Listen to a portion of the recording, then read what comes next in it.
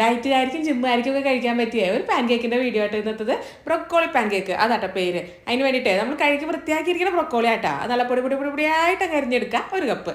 ഇനി ഒരു 1/2 കപ്പ് നല്ല ചെറുതാക്കി അരിഞ്ഞ ക്യാബേജും 1 ടീസ്പൂൺ ചതച്ചെടുത്ത ഇഞ്ചിയും 1/2 ടീസ്പൂൺ മഞ്ഞൾപ്പൊടിയും 1/4 ടീസ്പൂൺ ചെറിയ ജീരകത്തിൻ്റെ പൊടിയും 1 ടീസ്പൂൺ ചതച്ച മുളകും പിന്നെ ആവശ്യത്തിനുള്ള ഉപ്പും 1 കോഴിമുട്ട. ആദ്യം എല്ലാം കൂടെ നല്ലോണം കൂടെ മിക്സ് ചെയ്ത് കൊടുക്കുക. ഇനി ഇതിൻ്റെ അകത്തേക്ക് ഉണ്ടല്ലോ 4 ടേബിൾ സ്പൂണോളം ഗോതമ്പിൻ്റെ പൊടിയാണ് ചേർത്ത് കൊടുത്തിരിക്കുന്നത്. എന്നിട്ട് പിന്നെ ഒന്നങ്ങോട്ട് മിക്സ് ചെയ്ത് കൊടുക്കുക. ഈ സമയത്ത് നമുക്ക് അത്യാവശ്യം ദേ കാണുന്ന പോലെ നല്ല കട്ടിയിലായിരിക്കും നമ്മുടെ ഈ ഒരു മാവ് കിട്ടുക. ഇനി ഇതിൻ്റെ അകത്തേക്ക് കുറേശ്ശെ വെള്ളം ഒഴിച്ചിട്ട് നമുക്ക് ഈ മാവ് ജസ്റ്റ് ഒന്ന് അങ്ങോട്ട് ലൂസാക്കി കൊടുക്കുക. ഒരുപാട് വെള്ളം പോലെ ആവരുത്തിട്ടാ. എങ്കിൽ അത്യാവശ്യം അങ്ങനെ കട്ടിയും പാടില്ല. നല്ല കട്ടിയായാലേ ഈ പാൻ കേക്കിന് ഭയങ്കര ഹാർഡായിരിക്കും കഴിക്കാനായിട്ട്.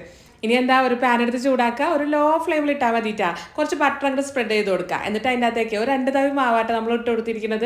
എന്നിട്ട് അതിനെ വട്ടത്തിലോ നീളത്തിലോ ചതുരത്തിലോ ഏത് ഷേപ്പിൽ വേണമെങ്കിലും അങ്ങനെ ഷേപ്പാക്കി കൊടുക്കുക.